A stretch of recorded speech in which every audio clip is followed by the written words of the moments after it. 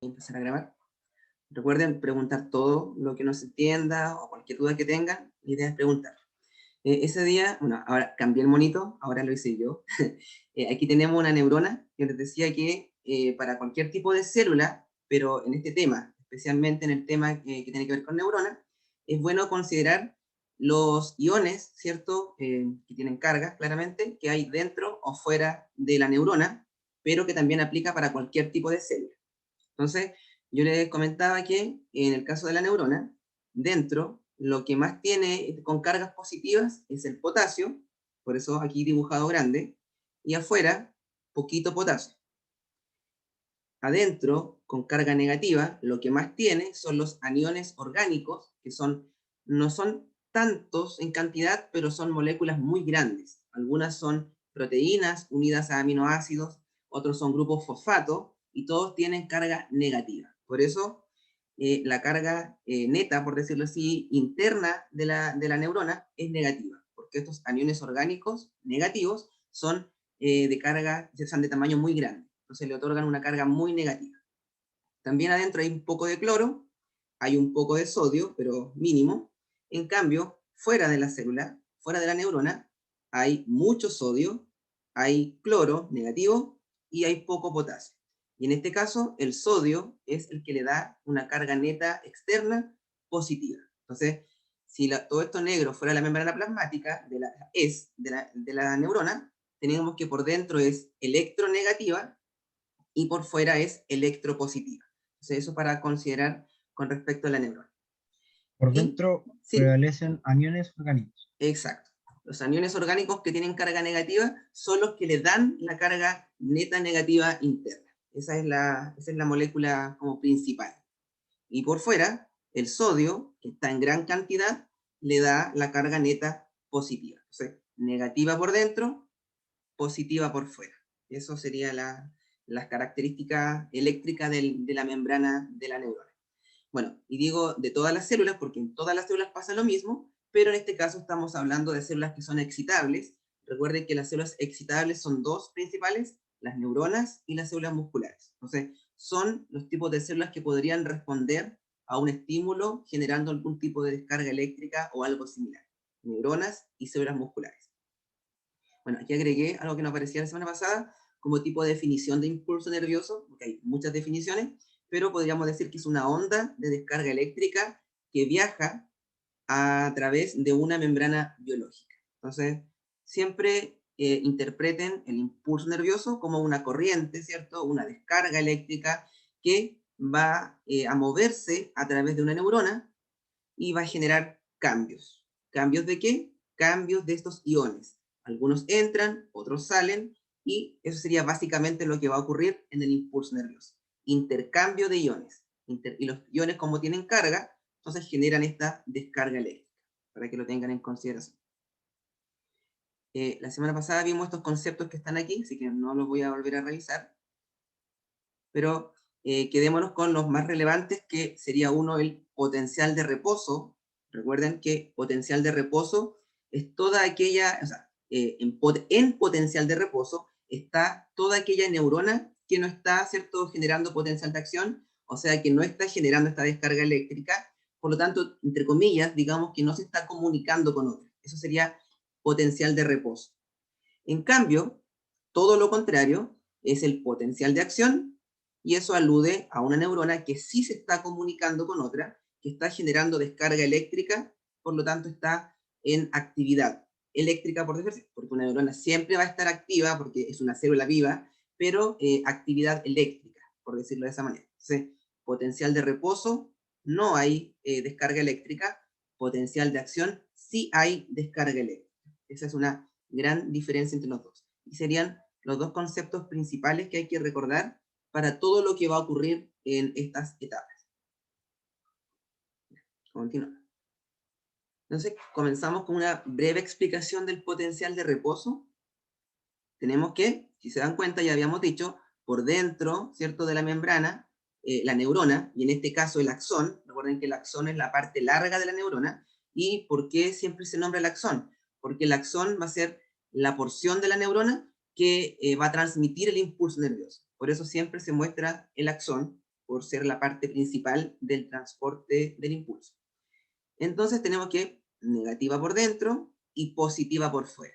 Por lo tanto, al ver este tipo de cargas, uno podría rápidamente inferir que esta neurona, o por lo menos esta porción de la neurona, está en reposo, ¿cierto? Negativa por dentro por los aniones orgánicos y positiva por fuera por el sodio. Entonces, eso es lo que aparece aquí en la definición.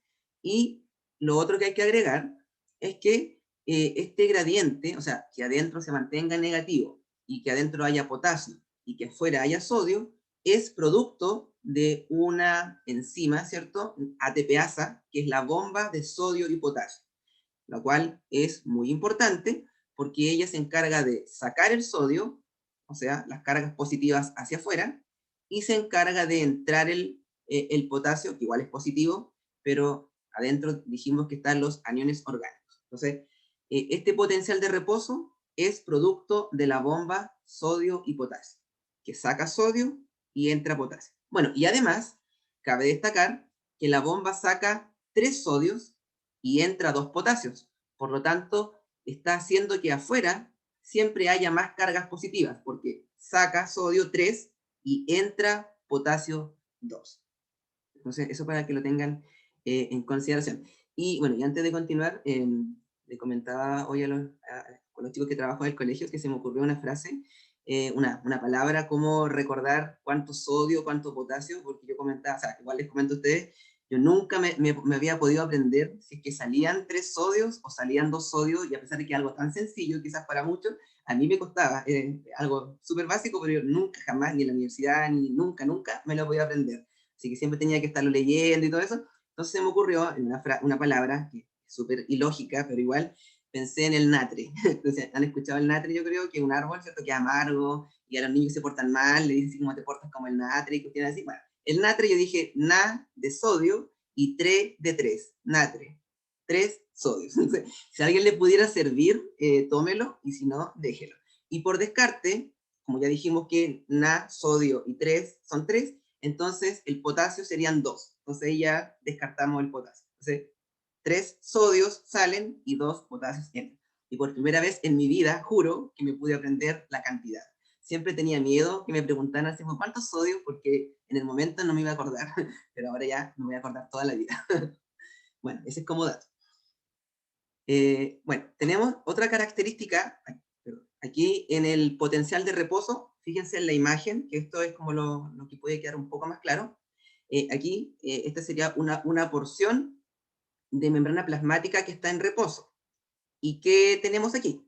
En una membrana, bueno, en el caso de cualquier célula, pero específicamente aquí en la neurona, hay canales iónicos. No sé si se acuerdan de los canales, ¿cierto? Hay canales iónicos para sodio, hay canales iónicos para potasio, hay canales iónicos para cloro, hay canales iónicos para distintos iones que tengan que entrar o salir. Pero, específicamente en la neurona, los canales iónicos que van a cumplir una función primordial, ya sea para el reposo o potencial de acción, son los canales iónicos para el sodio y para el potasio. Entonces, fíjense en esta parte, tenemos que hay canales, aquí tenemos uno para si no me equivoco, para el potasio, ¿sí? Y potasio, no, este es para el potasio y para el sodio, que siempre están abiertos, siempre, siempre, siempre, porque son canales abiertos y que funcionan siempre y cuando haya una diferencia de concentración. Entonces, si dijimos que el sodio está más afuera, o sea, perdón, el potasio está más adentro aquí, el potasio va a estar saliendo. En cambio, si el sodio está más afuera, el sodio va a estar entrando. Y eso va a ocurrir siempre, normalmente, porque el sodio tiende a entrar y el potasio tiende a salir. Entonces uno podría pensar, pero si está saliendo el potasio y entrando el sodio, las cantidades se van a equilibrar y se va a perder el reposo. Bueno, eso no pasa, porque como les decía hace un rato, la bomba de sodio-potasio, que es una enzima ATPasa, ella se encarga de sacar el sodio y de entrar el potasio. Entonces, aunque estos canales iónicos estén siempre abiertos y estén haciendo que, como les dije, salga el potasio y entre el sodio, la bomba revierte todo eso y deja las cantidades tal cual estaban. O sea, el sodio afuera, para que afuera quede positivo, y el potasio adentro, lo cual sigue estando negativo por los aniones. Entonces, esto ocurre en reposo. Canales siempre abiertos, bomba siempre funcionando activamente con gasto Ah, de energía. ¿Sí? en el fondo lo que la bomba sodio-potasio hace es ¿Mm? mantener un desequilibrio siempre. Mantener un desequilibrio, exacto. O sea, que siempre el sodio se mantenga afuera más concentrado y que el potasio se mantenga adentro más concentrado. Siempre desequilibrio. Y recordar que esta bomba sodio-potasio gasta ATP porque forma parte de los transportes activos, porque como está causando desequilibrio, necesita ATP para activarse. Entonces, siempre gastando energía y siempre causando este desequilibrio. Sí. Pero además, tenemos otros canales que están aquí, uno para el sodio y uno para el potasio, que siempre están cerrados, en reposo. Cerrados, fíjense, a diferencia de los otros, estos tienen una puerta. Ahí está la puerta, puerta entre comillas. Y eso mantiene cerrado el canal. O sea, no están funcionales en este momento. Y esos canales se llaman voltaje dependientes o dependientes de voltaje, que es lo mismo. ¿Qué quiere decir eso? Que para que estos canales se puedan abrir, necesitan como una, por decirlo así, una corriente eléctrica que interactúe con ellos y ellos podrían abrirse. Si no ocurre eso, no se abren. Es la única condición que tienen que cumplir. Bueno, y así como ellos, tenemos distintos canales en el cuerpo, por ejemplo, en la piel, tenemos canales igual que son dependientes de la presión. Presión, o sea, si tenemos contacto mecánico, algo que nos presione, ¿por qué sentimos la presión o por qué podríamos sentir dolor en algunos casos? Porque estos canales, al recibir un estímulo de presión, se abren y permiten que haya una descarga eléctrica. En el Pues, caso, dígame. como reciben una carga de voltaje, ¿Mm? no en ese momento no superan su potencial de reposo. Ya, eso es lo que vamos a hablar de ahí. Sí, de hecho, cuando ellos reciben una carga de voltaje, ahí va a cambiar el reposo y la neurona va, entre comillas, a despertar eléctricamente. Sí. Entonces, por eso es importante nombrar los que están siempre abiertos, que funcionan sin problema, pero la bomba revierte todo lo que ellos hacen, y están los que se mantienen cerrados porque necesitan un estímulo eléctrico. ¿Alguien me iba a preguntar, parece? ¿O lo imaginé? ¿No?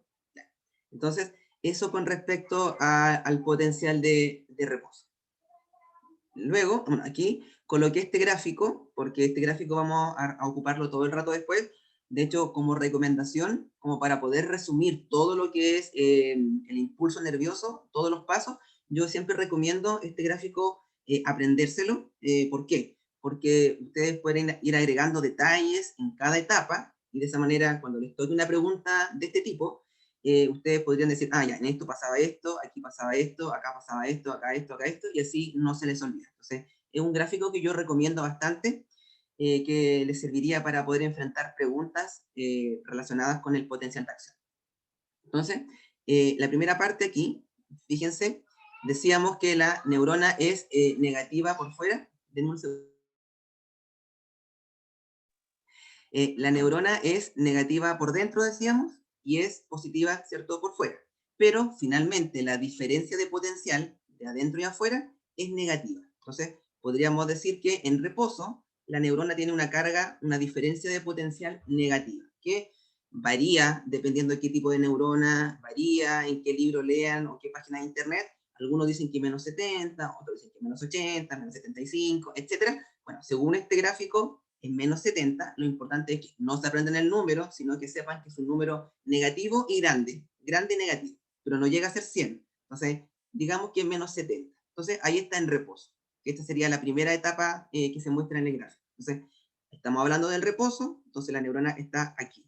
Reposo con una diferencia de potencial negativa. O sea, entre cuentas de lo de afuera y lo de adentro, todo tiende a ser negativo como diferencia de potencial. Entonces, aquí está. Esto quiere decir reposo. Bueno, después vamos a ir viendo las otras partes cuando cambie del reposo. Entonces, reposo negativa. Y también podríamos decir que, bueno, aquí será la letra D, dice que está en una fase de polarización. Claro, porque dijimos que la neurona, voy a volver un poco atrás, está polarizada, porque por dentro tiene un polo negativo y por fuera tiene un polo positivo. Entonces, polarizada quiere decir que está en reposo, con dentro negativa y fuera positiva. Entonces ahí tenemos características del reposo. Y para que salga del reposo, tienen que pasar algunos eventos que vamos a revisar ahora. Tenemos, entonces, que para que esta neurona salga del reposo, o sea, entre comillas, despierte eléctricamente, ¿cierto? Y transmita estas descargas eléctricas, tiene que recibir un estímulo. Un estímulo que se llama umbral. Estímulo umbral es aquel mínimo estímulo que es necesario para que la neurona se active eléctricamente y salga del reposo y comience, ¿cierto?, a tener comunicación con otras, a enviar, ¿cierto?, descargas eléctricas, como lo quieran llamar. Entonces, el estímulo mínimo se llama umbral.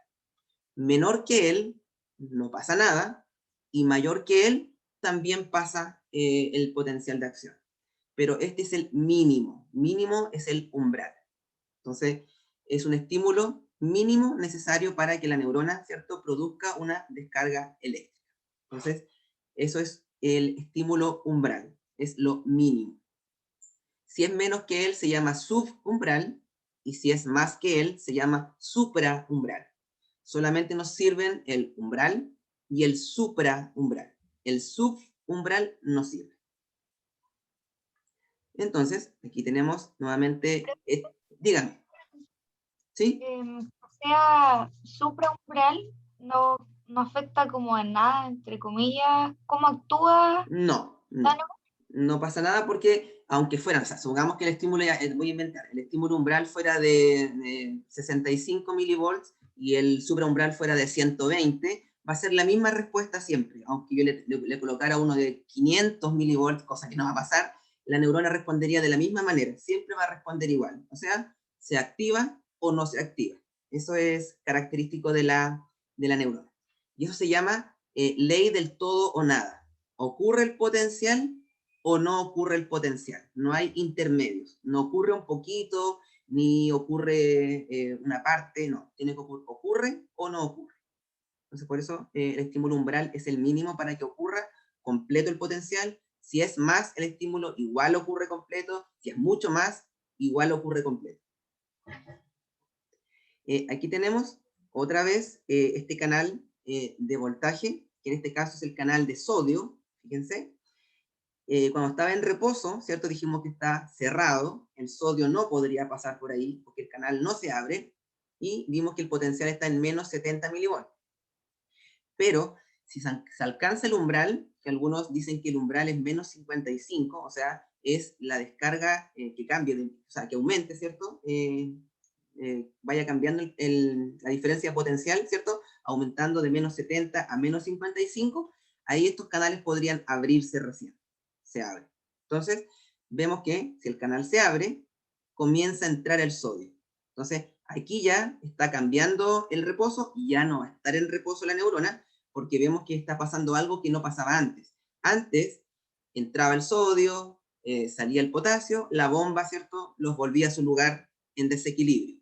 Pero ahora tenemos varios canales, porque no es solamente uno, son varios de sodio que se están abriendo. Por lo tanto, ahora el sodio que está entrando es mucho más que el que entraba en reposo. Entonces, aquí la bomba, si sigue bien, sigue funcionando, no va a ser capaz de poder dar abasto con todo lo que está pasando. Entonces, en este momento la bomba pasa a ser como, no, como que su función como que se limita un poco, por decirlo así. Entonces, el estímulo generó, ¿cierto?, una descarga eléctrica que hizo que el sodio entrara porque el canal de sodio se abrió. ¿Por qué? Porque son canales activados por voltaje. Entonces, fíjense que en la imagen teníamos este axón, ¿cierto? Estaba en reposo, porque por dentro está negativo y por fuera positivo, pero en este punto, donde ocurrió, ¿cierto?, el estímulo, vemos que adentro está positivo y afuera está negativo. ¿Por qué? Porque está entrando el sodio, recuerden, si el sodio entra, el sodio es positivo, entonces las cargas positivas comienzan a concentrarse en el interior. No entra todo el sodio, entra una buena parte de él, pero no completo, pero de todas maneras al entrar hace que todo vaya quedando positivo. Y recuerden que afuera estaba el cloro. Entonces, como el cloro se queda afuera, comienza a tornarse negativo afuera de la membrana. Entonces, diríamos que en este punto la neurona ya está comenzando a tener el potencial de acción, porque se invirtió la carga en este punto. Entonces, producto de la entrada de sodio. Siempre el sodio es el primero en hacer algún cambio. ¿Y cuál es el cambio? Ingresar a la neurona y volverla positiva por dentro y en consecuencia negativa por fuera. No sé si se entiende la idea o alguna duda que tenga al respecto, porque es bien complejo. Este potencial va a ir avanzando para allá. O sea, aquí se puso positivo, acá negativo, después acá va a estar positivo y acá por fuera negativo, y así sucesivamente va a ir avanzando. A medida que avanza, lo de acá vuelve al inicio a estar positivo, negativo y así. Mientras acá va avanzando, acá se va restableciendo el equilibrio. Dígame. Quizás sea una pregunta muy tonta, pero ¿cuál es la diferencia entre potencial de acción e impulso nervioso? Sí, la semana pasada les decía que eso, son palabras que se usan casi como sinónimos. Potencial de acción se suele llamar como a las primeras etapas que están ocurriendo cuando entra el sodio. Potencial de acción porque la neurona que estaba en reposo sale del reposo y está en acción. El potencial de acción es como el activador. Claro, por decirlo así, el que desencadena todo. En cambio, impulso nervioso es en general toda la comunicación que ocurrió. Entonces, pero por lo general se usan como sinónimos. Si ustedes dijeran potencial o impulso, tampoco va a estar mal, porque es casi lo mismo, porque la definición si Claro, ustedes que la... significa que comienza el impulso nervioso, no puedo Claro, decir que inicia el potencial de acción porque el potencial de acción es donde inicia, ¿no?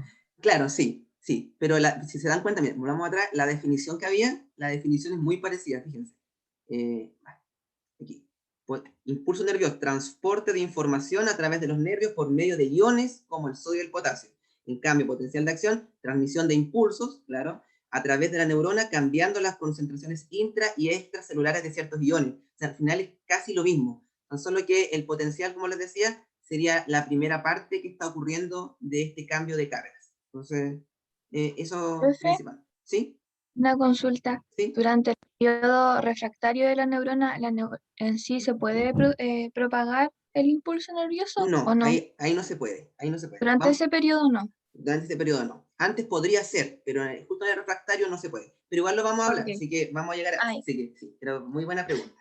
Ya, entonces tenemos que llegó el estímulo, y el estímulo, recuerden, siempre los receptores recibieron el estímulo y finalmente lo convierten en una descarga eléctrica, y esta descarga eléctrica estimula los canales que estaban cerrados de sodio, se abre el canal y el sodio comienza a ingresar. Entonces, esa es la primera característica. Por lo tanto, adentro se vuelve, ¿cierto?, positiva y afuera comienza a estar negativa. Acá tenemos otro ejemplo, que es lo mismo. Vean, acá tenemos una porción de la membrana, ¿cierto? Vemos que los canales estos se abrieron, ¿cierto? Y están empezando, el sodio está comenzando a entrar. Después viene una segunda etapa, que de ahí lo vamos a revisar, que se llama repolarización, que la neurona quiere volver a tener sus cargas iniciales, por decirlo así, no es que ya quiera, porque no puede desear nada, pero las cargas tienen que tender a ser como estaban al inicio, en reposo. Pero en este punto, lo que va a pasar es que el potasio sale, y se abre el canal que estaba cerrado de potasio, se cierra el de sodio, y se abre el de potasio. Entonces, eso lo vamos a ir viendo ahora. Entonces, para que la neurona se active, tiene que recibir un estímulo. El estímulo finalmente se convierte en una descarga eléctrica, abre los canales de sodio, entra el sodio y la neurona sale del reposo. Ahora está en potencial de acción. Luego se cierra el canal de sodio, se abre el de potasio y el potasio sale. Y así estamos volviendo a tener los polos originales. Esa es la idea general. Son las dos principales etapas de este potencial de acción. Vamos a ver con el gráfico de nuevo. Bueno, aquí aparece otro esquema. Fíjense, cuando el sodio entró, se llama despolarización, porque recuerden que el polo original era positivo por fuera, negativo por dentro. Pero como ahora entró el sodio y afuera quedó negativo por el cloro, está en fase de despolarización. se perdió el polo original, que era negativo adentro, positivo afuera, y al revés. Ahora, negativo por fuera y positivo por dentro. Se llama despolarización. Se pierden los polos originales. Pero cuando ocurre la repolarización, que es por el potasio, que lo vamos a discutir de nuevo, vemos que se vuelve a mantener los polos originales. Afuera negativo, afuera positivo, perdón, y adentro negativo. Entonces, estas son las dos principales etapas. Despolarización, se pierden los polos. Repolarización, se recuperan los polos originales. ¿Sí? Entonces, esas son las dos principales etapas. Las que vienen después son como consecuencia de estas dos, pero estas son las dos principales, que involucran la mayor cantidad de eventos que están ocurriendo, que en este caso les decía que son los canales que se abren por el voltaje. Aquí tenemos el gráfico otra vez. Entonces, cuando entró el sodio, fíjense lo que pasa con la diferencia de potencial. Aquí está entrando el sodio, entrando el sodio, entrando el sodio, entrando el sodio, y aquí llega el punto máximo de entrada de sodio. Lo máximo. Entonces, por eso, fíjense, la diferencia de potencial de membrana, digo, cambió de menos 70 y puede llegar hasta unos más 50, dependiendo, más 55, algunos dicen, pero es un número positivo grande también, pero nunca va a ser 100. Entonces, yo digo, no se aprendan los números, pero sí piensen que son números grandes, tanto en lo negativo como en lo positivo. Entonces, aquí está el máximo de entrada de sodio. Entonces, aquí tenemos la fase de la letra A, se llama fase de despolarización, como les decía recién, porque el sodio ingresó. Entonces, cambió el potencial y se puso ahora más positiva la diferencia de potencia. Vamos a continuar. Aquí tenemos lo mismo, el mismo gráfico, y fíjense, cuando estamos en potencial de acción, ya les dije, la primera etapa es despolarización. Como les comentaba, entonces, la diferencia de potencial se vuelve positiva, llegando a un máximo, que sería este punto, el pic máximo de carga positiva. Entonces, todo eso debido a que entró el sodio. Entonces, primero dijimos, estaba en reposo, ¿cierto? O polarizada, entró el sodio y ahora está despolarizada, porque los polos se invirtieron. Entonces, este gráfico me está indicando esto, y esto indica, esta letra, la entrada de sodio hasta llegar a un máximo. Todos los canales de sodio, voltaje dependientes del axón principalmente, están abiertos. Entonces, el sodio está entrando, no todo, pero sí entrando bastante, y por eso se vuelve positivo. Entonces, ahí aparece la explicación, que es lo mismo que recién les estoy comentando. Luego, la siguiente etapa que viene, fíjense lo que pasa con la diferencia de potencial, va bajando ahora. Decíamos que la segunda etapa se llama repolarización, o sea, volver a recuperar los polos iniciales, o sea, por fuera positiva y por dentro negativa. Y fíjense, vemos que ahora se está empezando a volver cada vez, ¿cierto?, menos positiva, hasta llegar a un punto que está negativo de nuevo. Bueno, en este caso, dijimos que aquí estaba el pic máximo de canales de sodio abiertos, pero en este punto los canales de sodio que se abrieron automáticamente se cierran. Se cierran y no se pueden estimular en este momento, están cerrados. Aparte que gran parte del sodio está adentro. Y ahora se activan los canales de potasio. Se abren los de potasio y recuerden que el potasio estaba adentro, entonces el potasio comienza a salir y como el potasio es positivo, adentro se empieza a volver negativo otra vez y va bajando el potencial, bajando, ¿cierto?, la diferencia de potencial, porque se empieza a volver negativo por dentro y positivo por fuera. O sea, estamos recuperando los polos, por eso se llama repolarización. Se recupera el original, que original era adentro negativo y afuera positivo. Por eso Profe, una baja. consulta. Sí, dígame. Con respecto al sodio que había entrado, ¿Sí? igual sale, ¿cierto? Todavía no. Hasta el momento se ya. mantiene adentro. Sí, se mantiene adentro porque Pero los canales que se abrieron se cerraron ahora. si sale todo el potasio, ¿sigue estando positivo dentro o queda negativo? Como el potasio está saliendo, ahora se está Sí. volviendo negativo adentro.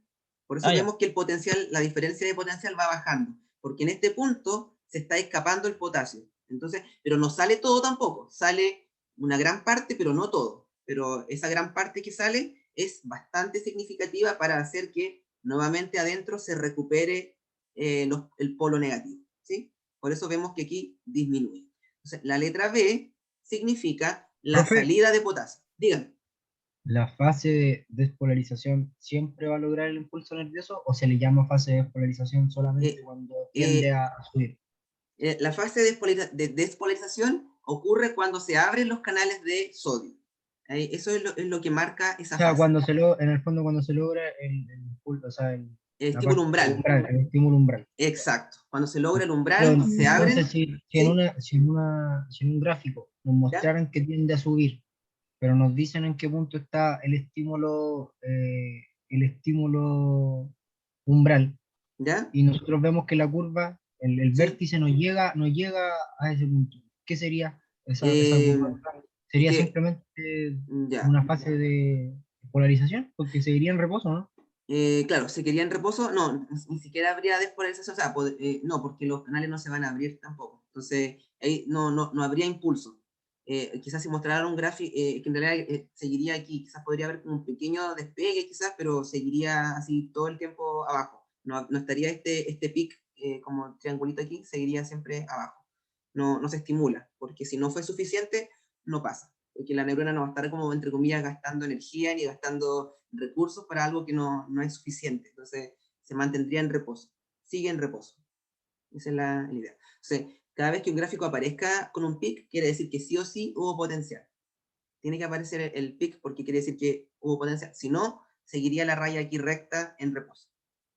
Esa es Normalmente en biología los únicos gráficos que aparecen son del potencial de acción o de la hormona en el periodo del embarazo. La LH, F, Claro, son sí. siempre los que aparecen. De hecho, sí. Por eso yo digo que este gráfico hay que aprendérselo como para poder entender o para poder responder las preguntas. Y claro, después en hormona, igual siempre digo el consejo, sí o sí tienen que aprenderse el gráfico de hormonas sexuales femeninas porque siempre va a aparecer o siempre les va a ayudar. Así que son gráficos sagrados. Así que por mientras, si alguien quiere, puede dibujarlo. Siempre digo, dibújenlo en grande, como quieran. Incluso algunos los dibujan en sus piezas, así los pegan, así como súper fanático, pero sí sirve, de verdad que sirve. Así que eso. Ya. Profe, en cuanto a ¿Sí? gráfico, yo he visto igual últimamente que ha salido el de la enzima. Sí, y también ese otro, pero es que todo depende, claro, depende qué tipo de, ¿cómo se llama? Qué factor, si es temperatura o pH, sí, eso aparecen generalmente, o han aparecido. Es que el tema de enzimas no está explícito en el temario, aparecía en el temario hace como 4 años atrás más o menos, y sí lo preguntaban, pero de pronto salió el temario y en las pruebas, en los últimos 2 años no lo han preguntado. Entonces, pero todo puede ser, así que igual de todas maneras hay que aprendérselo, sirve. Sí. O también los gráficos de la fotosíntesis, esos son los otros. Los factores que afectan la fotosíntesis también son gráficos importantes de aprenderse. Así que eso sería. Pero no son tantos, afortunadamente no son tantos. Ya. Entonces, dijimos repolarización, entonces aquí se abren los canales de potasio, el potasio sale de la neurona y se comienza a recuperar, ¿cierto?, la carga negativa adentro y positiva afuera, bajando, bajando, bajando. Y no siempre, pero gran parte de las veces, varias veces, como consecuencia de la repolarización, ocurre un punto extra, está el punto C. Fíjense, cuando dijimos que en reposo estaba en menos 70, y aquí está aproximadamente menos 90, más o menos 85 por ahí, bueno, aquí dice menos 90. Esta etapa que no siempre ocurre, pero suele ocurrir, se llama hiperpolarización. Dijimos que aquí la neurona estaba recuperando sus polos, ¿cierto? La repolarización, porque el potasio se fue, está saliendo, pero en este punto, general, las neuronas tienen más canales de potasio que de sodio. ¿Por qué? No sé cuál es la explicación de eso, así que aquí no voy a mentir, pero tiene más canales de potasio. Entonces, el potasio tiende a salir más que lo que el sodio entró. Entonces, como el potasio está saliendo más, adentro se vuelve aún más negativo que lo inicial. Por eso, en vez de volver a menos 70, que era el reposo, ahora se coloca en menos 90, porque escapó más potasio que el sodio que ingresó. Y esta etapa, como les dije, que no siempre ocurre, pero por lo general sí, se llama hiperpolarización. O sea, la neurona está tan negativa por dentro, tan positiva por fuera, que está hiperpolarizada.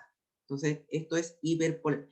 Pero aún aquí la neurona podría ser estimulada y podría generar un potencial de acción de nuevo, a menos que llegue a lo que preguntaba Juliana, que es el periodo refractario, que es un punto en que ya está tan negativa, que sería parte igual de la hiperpolarización, donde se cerraron los canales de sodio y también se cerraron ahora todos los de potasio, están todos cerrados. Entonces, aunque se estimule, no va a haber una reacción porque el sodio está dentro, gran parte de él, gran parte del potasio está afuera y los canales están cerrados. Entonces, no va a reaccionar la neurona, no va a generar ningún potencial si es que se le agregara cualquier tipo de estímulo umbral o supraumbral. Por eso se llama periodo refractario. Tampoco ocurre siempre, pero suele ocurrir. Ese periodo refractario, sí o sí, no hay potencial. Aunque haya cualquier estímulo, no hay potencial. En todas las etapas anteriores, como repolarización o la hiper, podría haber potencial de nuevo si es que el estímulo es adecuado. Pero en el periodo refractario, no. Cero recepción de estímulos. Entonces, eso tenemos como otra etapa. La hiperpolarización. ¿Profe? ¿Sí? Dígame. Una consulta, no hay en ningún caso ocurre que se mantiene este pic en alto constantemente, por ejemplo, durante una descarga eléctrica. No, lo que podría pasar es que ocurra este pic y que vuelva a ocurrir después otro, y que ocurra otro, y que ocurra otro, y que ocurra otro, y que ocurra otro. De hecho, eso es lo que pasa. Aquí se ve, claro, el gráfico se ve solamente uno para explicar las etapas, pero lo que está ocurriendo aquí es que son varias descargas constantes hasta que el estímulo se termina. Entonces, por eso cuando yo decía que aunque yo aplique un estímulo supraumbral gigante, siempre va a ser la misma reacción, pero si el estímulo fue muy intenso, esto va a ocurrir varias veces. Si el estímulo fue solamente umbral, va a ocurrir unas par de veces, pero si fue muy grande, varias veces. Esa es la lógica del impulso nervioso. ¿Sí? Eso es. Y aquí, como decía, tenemos hiperpolarización y podría llegar a un periodo refractario donde no hay respuesta. Dígame. ¿En qué caso podría llegar al periodo de la hiperpolarización? O sea, va a llegar siempre que el potasio salga en mayor cantidad y que, por ejemplo, no haya una nueva estimulación. Entonces, si el potasio se escapa, va a salir y se hiperpolariza. Pero, como decía, las dos principales etapas son la de la despolarización y la repolarización. Esas son como las etapas reales en las cuales ocurre el impulso nervioso, por decirlo así. Son como las etapas claves. La otra es una consecuencia de lo anterior que podría o no podría ocurrir de esta manera. O sea, podría que aquí bajara y que llegara ya al reposo, que no siguiera más negativa. Entonces no habría hiperpolarización, pero sí ocurriría una baja de la curva. Pero si ocurre, sale. O sea, eso es, como les decía, dependiendo el contexto, depende del estímulo, si el potasio escapa un poco más, va a ocurrir. Entonces, por eso. Luego, tenemos la última etapa, que es la etapa D, que básicamente es volver al inicio. Vemos que la etapa de polarización, o sea, recuperar los polos, ya lo habíamos recuperado, pero ahora es recuperarlos con las iones que estaban al inicio. Entonces, ahora que aquí se cerraron los canales de sodio y aquí se cerraron los canales de potasio que se habían abierto extras, ahora la bomba puede hacer todo lo que ella quiera y puede sacar, ¿cierto?, 3 sodios e ingresar 2 potasios y recupera todos los gradientes que estaban al inicio y la neurona está lista para volver a excitarse y volver a reaccionar. Y hemos terminado ya el impulso nervioso en este sector, porque después va a continuar en otra parte, continúa avanzando, pero por lo menos en la parte que estuviéramos viendo aquí ya terminó. Esa es la lógica del impulso. ¿Alguna pregunta, alguna duda? Profe, Díganme. una consulta. Por ello, cuando ocurre una falta grave de oxígeno, el principal, o sea, como sistema involucrado, el sistema nervioso, ya que como dice que se ocupa ATP para la bomba sodio-potasio, Claro. no hay un impulso nervioso, ¿cierto? Por la falta de oxígeno. Sí, en ese sentido es porque recuerda que las mitocondrias es un organelo, ¿cierto?, que ocupa el oxígeno para oxidar moléculas nutritivas como la glucosa, y a partir de esa oxidación se produce ATP. Por tanto, si no hay oxígeno, no hay ATP, si no hay ATP, no hay impulso nervioso, si no hay impulso nervioso, no hay funcionamiento de neuronas y una muerte continua de todas esas células y al final de todo el cuerpo, porque no solamente las neuronas requieren ATP, ATP requieren todas las células, entonces no habría un funcionamiento generalizado y podría llevar a la muerte finalmente, que es lo que pasa con la hipoxia en casos extremos. Entonces, sí, eso pasa. Porque las bombas y otros transportes también ocupan energía, ATP, y necesitan, claro, de la función mitocondrial y del oxígeno para que ocurra la producción de ATP. Sí. Entonces, de esta manera hemos llegado al fin de este potencial. Sé que es muy abstracto, porque es como verlo con un gráfico y todo, pero como les recomendaba al principio, traten de hacerse un grafiquito, no importa que no coloquen los valores yo creo que no son relevantes, solamente que ustedes tengan en consideración que todo lo que está abajo, ¿cierto?, de este eje es negativo, y todo lo que está sobre él es positivo, y podrían ustedes colocando flechitas, aquí por ejemplo, colocar reposo, después acá colocar despolarización, repolarización, hiperpolarización, y después reposo o polarización, que es lo mismo. Y agregando, por ejemplo, aquí, entra el sodio, se abren canales de voltaje. Aquí se cierran el sodio, se abren potasio. Acá podrían colocar, por ejemplo, sale más potasio. Y aquí después, bomba ácido-potasio, restablece los iones iniciales. Eso podría ser una idea. Carolina, dígame. Que la bomba sigue actuando en todo el proceso, Sí, ¿verdad? en todo el proceso la bomba siempre está activa, siempre está funcionando, nunca se detiene, pero tomen en cuenta que la bomba está acostumbrada a ciertas cantidades, por decirlo así, y como acá el sodio entra masivamente y acá el potasio sale masivamente, la bomba no da abasto, por decirlo así, entonces ya sí, sigue funcionando, pero no puede revertir toda esta cantidad que fue muy, piensen, esto fue en milisegundos. Entonces ahí está, milisegundos, o sea, la bomba no puede con todo. Entonces, por eso cuando se cierran los canales de sodio, se cierran los de potasio, ahora la bomba sí puede, porque ya no está entrando ni saliendo nada, y rápidamente sigue, ¿cierto?, activa como siempre, y cambia las concentraciones. Pero la bomba siempre está activa, no se detiene. No puede detenerse tampoco, podría llevar a alguna falla. Entonces, está siempre activa, nunca se inactiva. Eso tendríamos con respecto a este gráfico. Entonces, como les decía, este gráfico yo lo recomiendo aprendérselo y que ustedes le escriban sus propios detalles, o le pueden colocar todos los colores que quieran, como les haga más fácil, pero es útil para responder los ensayos. De hecho, en todos los ensayos que sean tipo Pedro de Valdivia, sí o sí les van a poner preguntas de esto, así que va a ser también útil para cuando hagan ensayos, si son Pedro de Valdivia, por ejemplo, aparecen este gráfico. De hecho, es muy recurrente que pregunten este tipo de gráfico en ese tipo de preguntas. Así que es útil, sí. Y también es útil para la misma prueba, porque así ustedes pueden hacerlo como un tipo resumen. El gráfico puede ser un resumen para estudiar, donde ustedes colocan todos los elementos. Y ahí lo tendrían listo.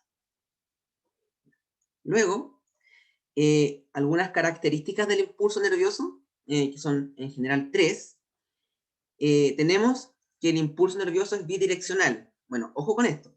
Es bidireccional porque, supongamos que el impulso ocurriera en este punto, se va a propagar hacia la parte del soma y se va a propagar hacia la parte del botón terminal, ¿cierto? Los botones sinápticos, hacia ambos lados. Pero aquí dice propagación del impulso, el único sentido que me va a servir es el sentido que va hacia los botones presinápticos, porque ahí están los neurotransmisores. Por lo tanto, que el impulso se vaya para allá, hacia el soma, no es útil. Va a llegar, ¿cierto? Y no va a causar nada. No va a haber ningún fin real. Por eso se refiere que sea bidireccional. Porque en algunos libros, en algunas páginas, aparece que es unidireccional y en otras aparece que es bidireccional. Bueno, lo que estuve buscando, por lo menos sí, bidireccional es verdad, que hacia ambos lados, pero hacia este lugar es el que nos sirve. ¿Por qué? Porque va a llevar a la liberación de neurotransmisores. Entonces, esa es la idea. Entonces, si lo llegara a aparecer a ustedes que es unidireccional, bueno, piensen que siempre va a ser hacia los botones. Y si aparece como bidireccional, sepan que uno no me va a servir, porque para allá no hay ninguna utilidad, pero sí me sirve el que va hacia el final de la neurona. Esa es la idea. Otra característica que ya la había nombrado, pero ahora se vuelve a repetir, es que el impulso nervioso responde a la ley del todo o nada. Recuerden que en biología son pocas leyes, está las leyes de Mendel, y tenemos acá otra ley, que es la ley del todo o nada, donde se menciona que el impulso nervioso, como les decía, ocurre o no ocurre. O sea, si se alcanza un valor, cierto umbral, gracias al estímulo, se realiza completo el impulso, y si no se alcanza, no se realiza. Entonces, todo o nada. No va nada a medias. Tiene que ser completo, o si no, no va a ocurrir. Esa es la ley del todo o nada. Y luego, otra característica bien destacable e importante de recordar, que sobre todo ocurre en las neuronas que son de mamíferos, ¿cierto? Nosotros, tenemos que existen las vainas de mielina. Ya habíamos hablado la semana pasada de las vainas de mielina, que aquí están. Recuerden que es un recubrimiento lipídico que ocurre tanto en neuronas del sistema nervioso central, por los astrocitos, o sea, oligodendrocitos, o en el sistema periférico, por las células de Schwann, pero aquí lo importante es que esta vaina de mielina, al envolver parte del axón, hace que en este lugar no ocurra potencial de acción, o el impulso aquí no va a ocurrir. El impulso ocurrió aquí, después ocurre aquí, los nodos de Ranvier, recuerden, esa es la parte que está como entre comillas desnuda, sin mielina, y después, en vez de pasarse por aquí, se pasa directamente a este nodo, y a otro nodo, y así. Entonces eso se llama potencial saltatorio. ¿Por qué? Va como entre comillas saltando, pero no es literal que salte. Lo que va ocurriendo es que solamente en estos lugares va ocurriendo despolarización, repolarización. Despolarización, repolarización. En esos puntos, en los nodos de Ranvier. En la parte que tiene mielina, no ocurre, porque esa parte está aislada. Por lo tanto, esto ayuda a que sea más rápido el potencial. Y como les decía, ocurre en mamíferos principalmente.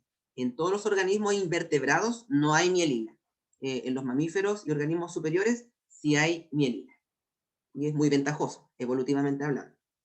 Se ahorra espacio, o sea, más que espacio, se ahorran iones, se ahorra energía y todo. Díganme. Entonces, por ejemplo, los invertebrados, que esos son los que no tienen vainas de mielina, Claro. en ellos su impulso es más lento. No, tampoco es más lento. En ellos, la forma de compensar esta carencia de mielina es que los invertebrados tienen axones más gruesos. Entonces, así aumenta la superficie de intercambio. Entonces, esa es la explicación. Nosotros podemos tener axones delgaditos, y si claro, mientras haya mielina, va a estar todo bien, porque va a ser rápido. En cambio, en los invertebrados igual tenemos parte en nuestro sistema nervioso, algunos nervios que son sin mielina, porque tiene que ser así, no sé, evolutivamente es así, y esos axones son más gruesos. Entonces, al ser gruesos, se compensa. Diga.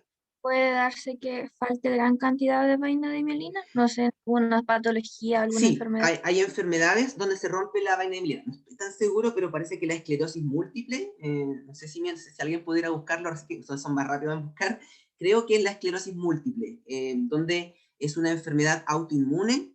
Bueno, la explicación sé que está bien, si hay el nombre no estoy seguro, es una enfermedad autoinmune donde el sistema inmunológico destruye la vaina de mielina. Entonces en esas personas hay muchos problemas de movimiento y problemas incluso que pueden motores, decía movimiento, problemas del sistema nervioso, etc. Y una enfermedad que no se recupera es para toda la vida porque el sistema inmune toda la vida va a estar dañándolo. Claro, hay que reprimir el sistema inmune, es todo un problema. Sí, profe, estaba en lo correcto. Ya. En la esclerosis múltiple. Es la esclerosis múltiple entonces. O sea, es una de las que lo produce. Ya, muchas gracias. Entonces sí, en esa enfermedad se rompe la vaina producto del sistema inmunológico, lo cual es muy grave y no tiene solución. Sí. Y luego, para ir terminando, tenemos que hay factores que afectan la velocidad del impulso nervioso, o sea, que sea más rápido, entre comillas, o que sea más lento. Y son tres principales factores, de los cuales son los dos últimos los más importantes, porque el primero realmente difícil que vaya a ocurrir, un cambio de temperatura en el cuerpo sería malo, pero sí a mayor temperatura, mayor velocidad, porque recuerden que químicamente hablando, cuando hay más temperatura, ¿cierto? Se aplica más energía, ¿cierto? Y eso causa un movimiento mayor de iones o de moléculas, por lo tanto el sodio entraría más rápido, el potasio saldría más rápido, y eso aumentaría la velocidad. Pero, como dije, no es tan frecuente porque si aumentáramos la temperatura eso significaría otro problema, así que no es tan típico. Pero sí, de manera como en laboratorio, por decirlo así, la temperatura sí influye. Pero los dos factores que quedan acá, sí, dígame. La temperatura, el aumento de temperatura en este caso para para la neurona sería algo benéfico. No sería benéfico porque se moriría. Porque si tiene una temperatura ¿Colapsaría o distinta, no? claro, podría fallar. O sea, como dije, en laboratorio sí podría ocurrir sin problema, pero in vivo, en nosotros, eso sería algo malo porque puede llevar a una falla, ¿cierto?, de otros factores, y mayor temperatura de la necesaria siempre lleva a un problema. A menos que fuera algo momentáneo, pero siempre cuando hay un aumento de temperatura interna, significa fiebre o alguna enfermedad. Entonces, no es un factor que sea tan Profe, frecuente. por eso cuando una persona tiene fiebre ya mayor a 39 grados, tiene que ver con los delirios y cosas así. Y claro, también, sí, hay una falla nerviosa, ¿cierto? Sistémica también, cuando hay una fiebre que se mantiene por mucho tiempo, y en caso de los niños pequeños, los niños pueden tener esto, ¿cómo se llama? Cuando el cuerpo salta involuntariamente, se me fue la palabra. ¿Convulsiones? Eso mismo, convulsiones. Y esas Ah. convulsiones producto de fiebre a veces pueden ser incluso muy graves y pueden llevar a pérdidas neuronales, pérdidas significativas o a alguna falla general, es muy grave. Pero cuando son muchas convulsiones y la fiebre ya lleva muchas horas o más de un día constante sin bajarse, ahí es muy grave y es necesario un neurólogo para evaluar los posibles daños. Entonces, claro, ahí tiene mucha relación con la temperatura. Un factor que sí o sí vale la pena nombrar, los dos últimos sí ocurren, el primero no es tan frecuente, el diámetro del axón. Entonces, yo les decía recién que mientras más grande sea el axón en diámetro, más rápido, porque hay mayor superficie de contacto. Vamos que este fuera el diámetro, entonces hay mayor superficie para intercambio iónico, entonces más velocidad. Si es más delgadito, menos superficie. Dígame. ¿Dentro de la misma especie humana existe alguna como variación o algo así que haya como alguna, por decirlo así, bueno, que ya no existe tanto la raza, pero alguna raza que destaque por el tema de que, por ejemplo, el diámetro de sus axones es mayor? Ya, no he leído sobre eso y yo creo que no. Lo que más, sí hay, como les decía, hay parte del sistema nervioso donde los axones pueden tener no mielina y por lo tanto son más gruesos, son algunos nervios. No me acuerdo cuál nervio, pero sí hay algunos nervios que son sin mielina y por lo tanto son más gruesos. Sí, entonces ahí sí. O también hay partes de algunos nervios que los axones son muy largos, hay axones larguísimos, axones cortitos, todo depende de qué zona se esté mencionando. ¿Qué zona es? No, en este momento no me acuerdo, pero sí hay zonas, eso sí lo puedo asegurar, que hay axones largos, cortos, gruesos y delgados. Generalmente en nosotros abundan los axones delgados porque tenemos mielina, así que no hay problema con que no haya tanta superficie de intercambio. Y el tercer caso, que ya lo habíamos discutido, cuando hay vaina de mielina, sí o sí el potencial va a ser más rápido, porque recuerden que en los nodos de Ranvier se va a generar, ¿cierto?, esta despolarización y la repolarización. Por lo tanto, toda la parte que está tapada, por decirlo así, por mielina, no va a tener intercambio iónico. Entonces, se ahorra cierto tiempo y se ahorra energía y espacio y todo lo que quieran decir. Y eso es todo, porque sinapsis no lo alcanzamos a ver ahora, ya estamos en la hora. Y eso sería la revisión de impulso nervioso. No sé si hay alguna consulta, pregunta, algún concepto, algo que no se entienda. Profe, ¿qué dijo de la temperatura? La temperatura tendería a ser que la velocidad sea mayor, porque a mayor temperatura hay mayor movimiento iónico. Las moléculas, partículas se mueven más rápido, entonces el sodio tendería a entrar más rápido y el potasio tendería a salir más rápido, lo cual llevaría a un impulso en mayor velocidad. Eso es. Pero no es habitual que ocurra. Temperatura como constante, igual no, eso no era bueno. No, claro. Por eso digo que no es un factor que se dé frecuentemente, porque cuando hay mayor temperatura es porque hay un problema en el cuerpo. Entonces, por eso este factor es como, a veces ni siquiera se nombra, pero lo agregué por si acaso. Si les pusieran así como un caso hipotético de laboratorio, ahí podría ser. Pero los otros dos sí son los que tienen que reconocer, el diámetro y la mielina. Sí, esa sería Sí. la... ¿Mm?